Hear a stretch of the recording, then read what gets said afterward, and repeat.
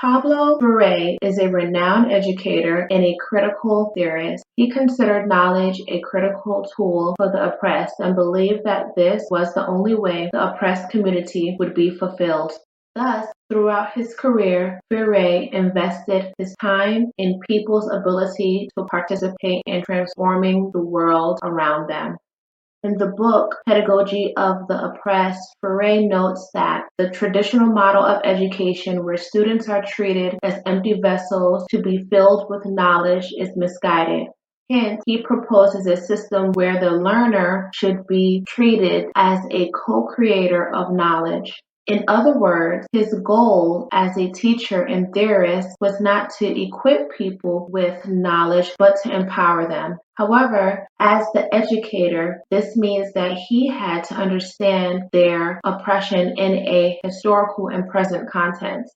This process, which he described as conscientization, meant helping the learners to become aware of their inequalities and in return use knowledge to change their position. The process occurred through dialogue within a community of learners and teachers. The values inherent in Freire pedagogy are comparable in many current situations within social work. In particular, his work can help vulnerable populations deal with social injustices, especially when dealing with children.